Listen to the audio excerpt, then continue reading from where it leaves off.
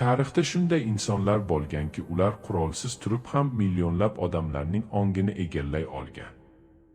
Shunday insonlar bo'lganki, birgina nutqi bilan butun xalqni yig'latgan va birgina gapi bilan millionlab insonlarni urushga yuborgan. Lekin eng dahshatlisi shuki, odamlar bunga majbur bo'lib emas, o'z xohishi bilan ergashgan. Savol esa juda oddiy: qanday qilib oddiy bir inson butun bir davlatni o'z ortidan ergashtira oldi? Qanday qilib bir odamning fikri millionlab insonlarning haqiqatiga aylandi? Bugun biz tarixdagi eng qo'rqinchli fenomenlardan biri haqida gaplashamiz.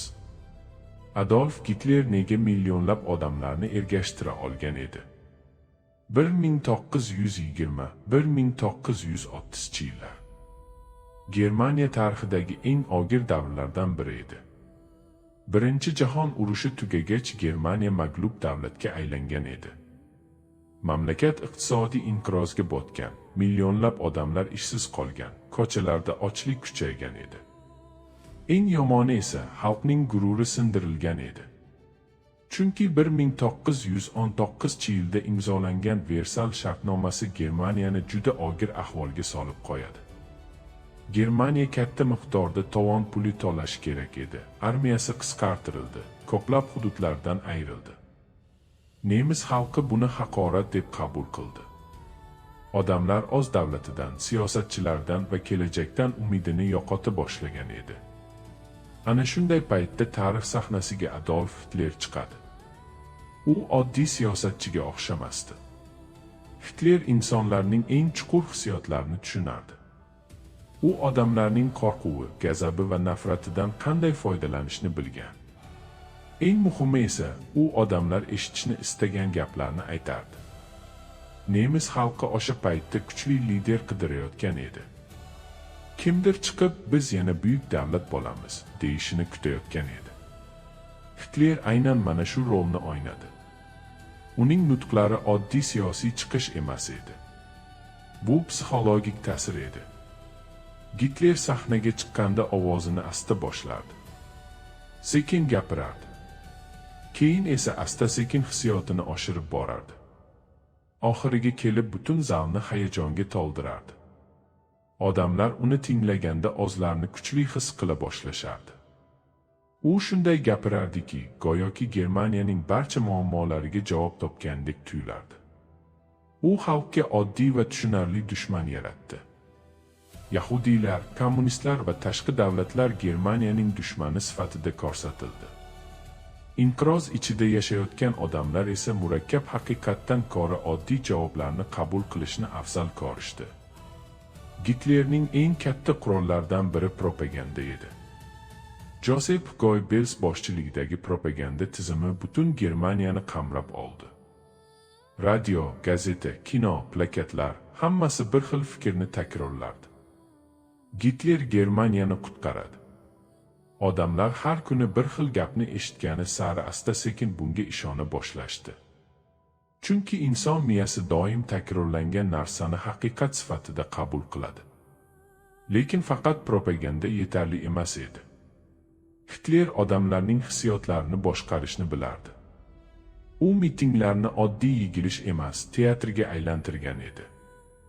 Minglab odamlar bir joyda yig'ilar, baland musiqa yangrar, bayroqlar hilpirardi. Hammaning diqqati bitta insonga qaratilardi. Bunday atmosferada inson o'zini katta kuchning bir qismi deb his qiladi. Psixologiyada bu ommaviy ong deb ataladi. Inson olomon ichida mustaqil fikrlashni yo'qota boshlaydi. Gitler aynan shu narsadan foydalangan. 1933-yilda Gitler Germaniya kansleri bo'ladi. Va shu yerdan boshlab eng xavfli jarayon boshlanadi. U demokratiyani demokratiya orqali yo'q qiladi. Asta-sekin barcha raqib partiyalar yopiladi. Matbuot nazorat ostiga olinadi. Qo'rqinch atmosferasi yaratiladi. Odamlar hukumatga qarshi gapirishdan qo'rqadigan bo'lib qoladi. Chunki qarshi chiqqanlar yo'qolardi. Qamoqqa olinardi. Ayrimlari esa qaytib kelmasdi. Ammo eng dahshatlisi shuki, ko'pchilik Hitlerni yomon inson deb emas, qahramon deb ko'rardi. Sababi u iqtisodiyotni tiklay boshlaydi. Ishsizlik kamayadi, zavodlar ishlay boshlaydi. Germaniya yana kuchli davlatga aylangandek ko'rinadi.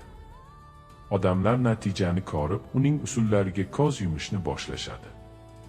Tarixdagi eng katta xatolardan biri ham aynan shu bo'lgan. Chunki insonlar xavfsizlik va kuch evaziga erkinlikdan voz kechishgan. Keyinchalik Ikkinchi jahon urushi boshlanadi. Dastlab Gitler ketma-ket g'alaba qozonadi. Bu esa odamlarning unga bo'lgan ishonchini yanada oshiradi. Lekin vaqt o'tishi bilan urush millionlab insonlarning hayotiga zomin bo'ladi. Shaharlar vayron bo'ladi. Va insoniyat tarixidagi eng dahshatli fojialardan biri halokat yuz beradi.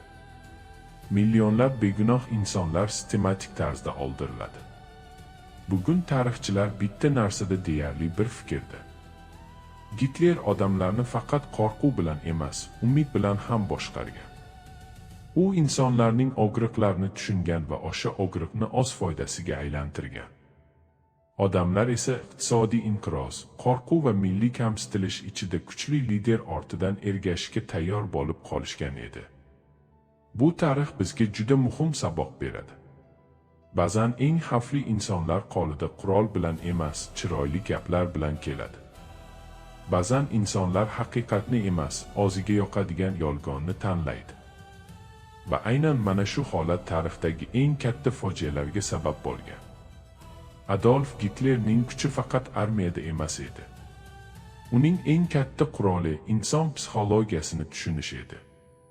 Xulosa qilib aytganda, Adolf Gitler millionlab odamlarni kuch bilan emas, insonlarning qo'rquvi, g'azabi va umidi orqali ergashtira olgan edi. U odamlar eshitishni istagan gaplarni aytdi, o'zini qutqaruvchi sifatida ko'rsatdi va inqiroz ichidagi xalqning ongini egalladi. Tarix esa bizga bitta muhim haqiqatni o'rgatadi. Ba'zan eng katta xavf qurolda emas, inson ongini boshqara oladigan g'oyalarda bo'ladi. Agar sizga bu video qiziq bo'lgan bo'lsa, kanalga obuna bo'lishni unutmang. Oldinda bundan ham sirli va dahshatli tarixiy mavzular hali ko'p. Biz bilan qoling.